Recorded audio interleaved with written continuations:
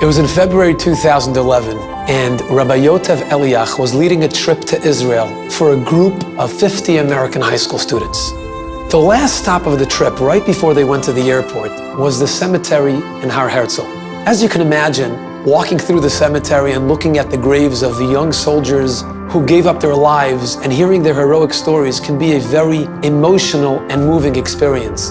The most difficult place for me to visit is Har Herzl, because instead of the young burying the old are burying the young. So as Rabbi Eliach is explaining to the students the sacrifice that these children, these young soldiers and their families have made, he suddenly sees, just a few feet away from him, there's an elderly couple crying over a grave. Suddenly, everything I've been describing, what it means to parents and families, it's right there. We see a mother and a man. I said, it's very clear, this is Abba and Ima coming to visit a kever. He sees that on the tombstone, there's a picture of a young Israeli soldier. His name was Erez Deri. One of us leaned over and asked her, "Tzarpi lanu ktsat al haben shelach?" Mrs. Deri starts telling them how Erez was a paratrooper and was tragically killed in 2006. You see the kids' faces. Everybody's in pain. Everybody realizes, as much as they can at that age, what this meant to them. Then she tells them something that left them speechless. She goes, last night I had a dream.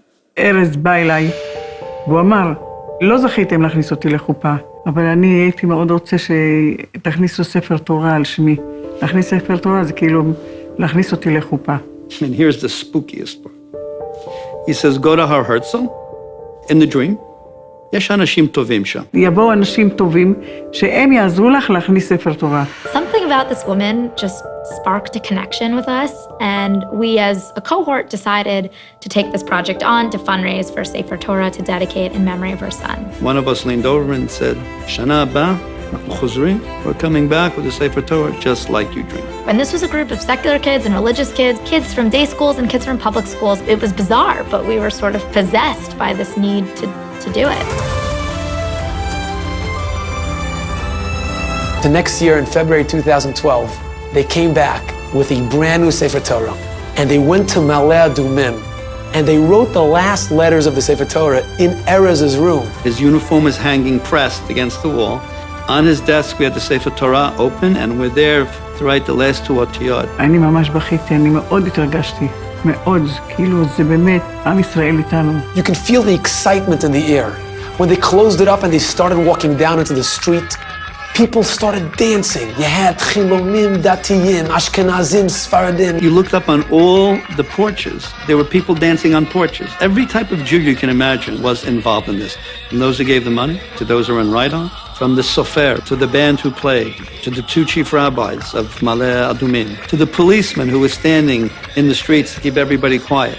I'm sure everybody will never forget that day. Am Yisrael was there.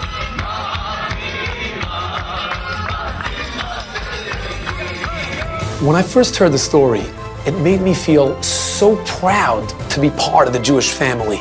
Just knowing that Jews can meet anywhere in the world, whether it's in a cemetery in Israel or in an airport in Beijing, China, it doesn't matter where. There's an immediate, natural, warm feeling of connection, regardless of how different we look on the outside. גם שהוא נמצא במקומות, עולמות רחוקים, כמו ארצות הברית, אין, הלב היהודי הוא לב אחד. כל ישראל כן ערבים זה לזה. It's one guf, it's one neshama.